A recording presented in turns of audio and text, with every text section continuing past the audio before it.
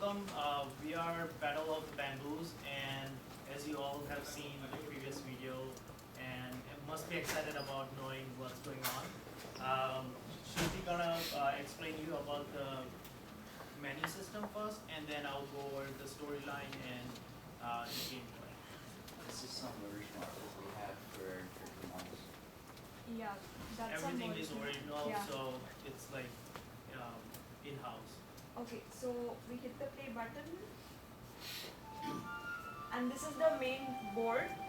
And since it's a turn-based strategy game, we have quite a lot of rules. So to make everything easy and put it all in one place, we've just made a small button wherein the players have to actually know how do they move, where do they move, and how do they attack. These are two most important things. So we have an attack options button as well, so which shows what attacks, how does one attack, and yeah. So this is the rules, which is in-game rules, and we have a pause button as well, and we are trying to come up with things which we can add in just one scene so that we don't have more scenes. So we have these buttons. So let's not go further in that and start playing the game. So the game is more about it's all about strategy and turn-based game. It's divided into different phases. There's like a couple of phases. The basic concept is the beavers are trying to attack the homeland of Panda and trying to take over the bamboos because they wanted to attack Japan. So they need to build ships, and to building ships they need bamboo. So that's the theme behind the game, and basically you have like total of 6 different units, 3 of each side, each costing different. This is one point, this is 2 points, and that's 3 points. In each round you get 6 points, and you have 3 rounds to deploy. 3 rounds to deploy, and then after that you just play it off, right? And then so they're gonna start playing it, I guess.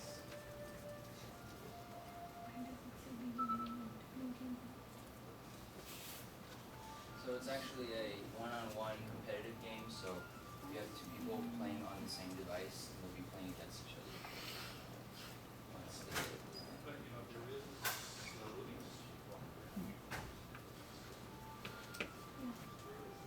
Okay, so this is the beaver deployment phase. So right now, all the audio also is done. So each one have different audios. It has like 4 different audios for each unit, and it randomly plays that. And then this is the cloud system. This is like 2-player game. So when the clouds are up, the other players start playing it, and he's also deploying different units over there. That's the archer can attack like in the range, and these guys can move. And also, if you like do a long press, it shows where you can move and where you can attack.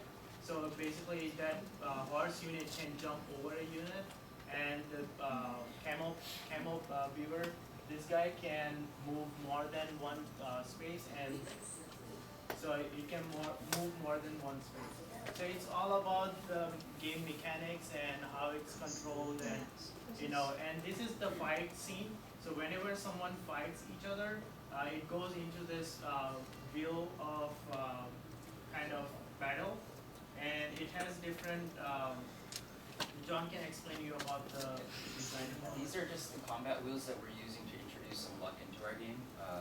So we like the strategy element, but we also want to introduce randomness and create different board states for the players to interact with each other through.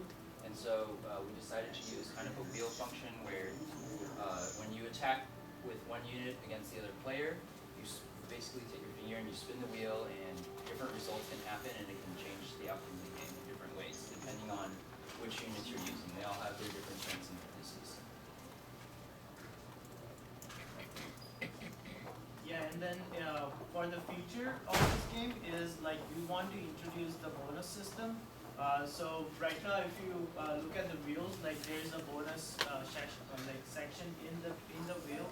So if you get that bonus, then you get some kind of achievement or some kind of item which you can use it later, like to more balance the game out. Like for example, replay the entire fight. If it is like really crucial for not the viewers to go through, they can play the entire fight again. So there will be bonuses like that to balance the game out, and just to overcome the luck factor and have the user control. Yeah, and then We also have, we're planning on doing different terrain types for the map to make it more interesting as well, which will also be randomly generated. and this will not be like automatically spinning. After that, you'll be able to spin it and then feel the control over the game. Um, But yeah, if we have more time, we can also implement like a fast-paced game, like a 3-lane game, where they deploy and fight like constantly and have fun fighting. Um, and then you can skip the movement, and it shows like which phase it is going on. And also it shows like on the bottom screen when you're deploying, it shows like 6 points, and it reduces automatically. But a lot of the work was done because of the movement and the way they are moving and the way they are attacking. So there's like a lot of deep coding done. Alright guys. Yeah. Super, thank you.